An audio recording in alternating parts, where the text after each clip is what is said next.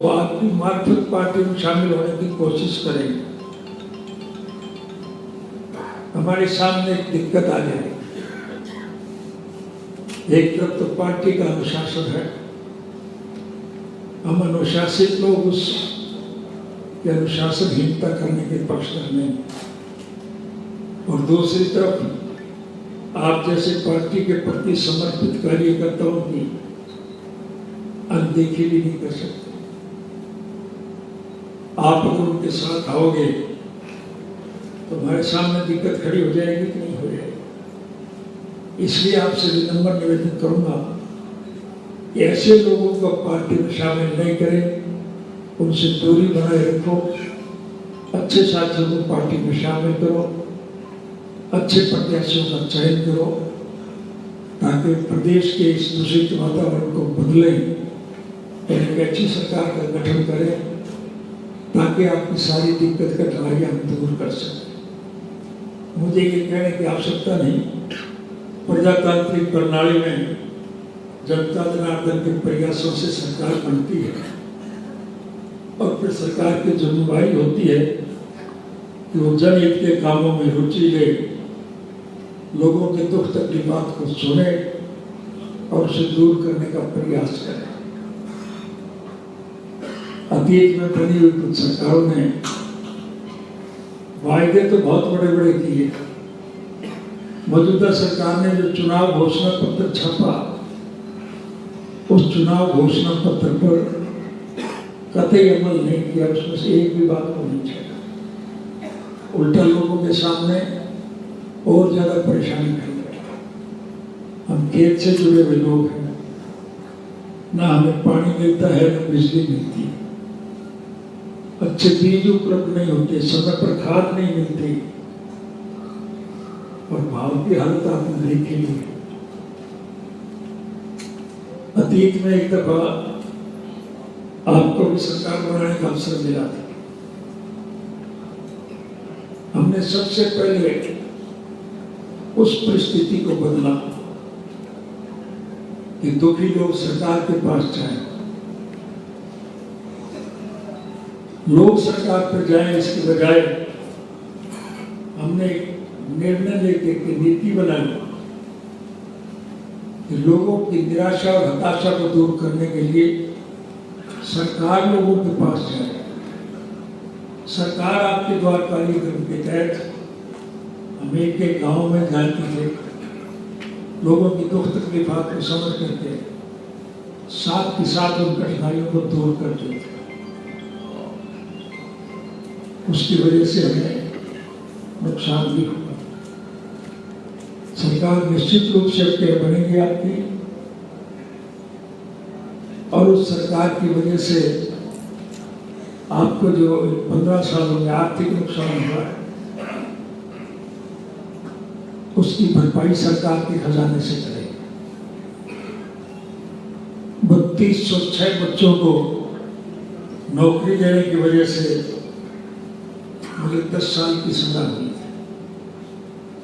अब के हमने एक निर्णय लिया है कि सरकार बनने के बाद एक एक पढ़े लिखे युवक को,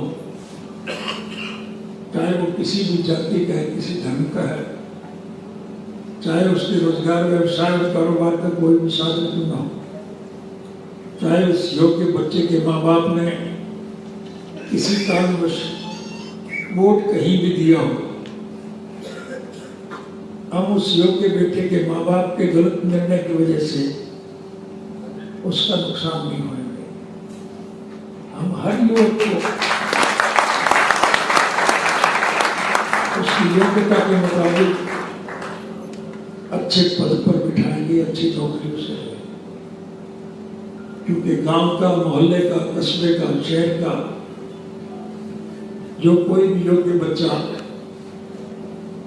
सरकारी उच्च पद पर बैठेगा, वो गांव की भलाई की बात सोचेगा कि नहीं सोचेगा, तभी प्रदेश का विकास होगा। हर बच्चे को नौकरी देना हमारी जिम्मेदारी होगी। 3206 को नौकरी देने पर मुझे 10 साल की सजा हुई। और आपके हर बच्चे को हम नौकरी देंगे, चाहे मुझे फांसी छूटना पड़े, मुझे उसकी चिंता नहीं। लेकिन ये संभव तभी होगा जब आप लोग अच्छे साथियों का चयन करेंगे, लोगों से संपर्क स्थापित करेंगे, संगठन को मजबूत करेंगे, तो फिर निश्चित रूप से चुनाव परिणाम आपके पक्ष में होंगे। और जब चुनाव में आपकी सरकार बनेगी तो हरियाणा प्रदेश की सरकार चौधरी देवीलाल जी के अधूरे स्वप्न को पूरी करेगी। स्वर्गीय चौधरी देवीलाल जी की एक सोच थी कि इस देश का हर नागरिक संपन्न हो, समृद्ध हो, खुशहाल, और लोगों की मूलभूत जरूरियात, रोजी रोटी, कपड़ा, मकान, शिक्षा और स्वास्थ्य का प्रबंध सरकार करेगी। इसलिए आपके सरकार बनने के बाद हम उनकी विचारधारा को पाया तकमील तक पहुंचाएंगे, जनहित के कामों में रुचि लेकर हरियाणा प्रदेश को प्रगति के पथ पर बढ़ाएंगे। आपकी मेहनत की वजह से हरियाणा प्रदेश की नीतियों का अनुसरण दूसरे प्रदेश के लोग भी करेंगे। समूचे राष्ट्र का भविष्य बदलेगा और इन तानाशाह और डिक्टेटरों से देश को छुटकारा मिलेगा। इस सब के लिए थोड़े समय में मैं आज आपसे वायदा करके जा रहा हूँ। आने वाला समय आपके पक्ष में होगा। मुझे ये कहने की आवश्यकता नहीं, जग जाहिर है कि आपके विधानसभा के चुनाव में मैं आपके बीच में होऊंगा, आपके साथ होऊंगा। एक एक गांव में जाऊंगा, एक एक व्यक्ति से संपर्क स्थापित करूंगा और आपकी तरफ से मनोनीत अच्छे प्रत्याशी जो आप चयन करेंगे, उनको आर्थिक तौर पर किसी प्रकार की दिक्कत नहीं आने देंगे। अच्छे लोग अगर जीत के जाएंगे तो फिर अच्छे काम करेंगे। देश और दुनिया की तमाम खबरों को जानने के लिए सब्सक्राइब करें हमारे न्यूज बाजार चैनल को। साथ ही हर एक अपडेट से जुड़े रहने के लिए बेल आइकन को दबाना ना भूलें।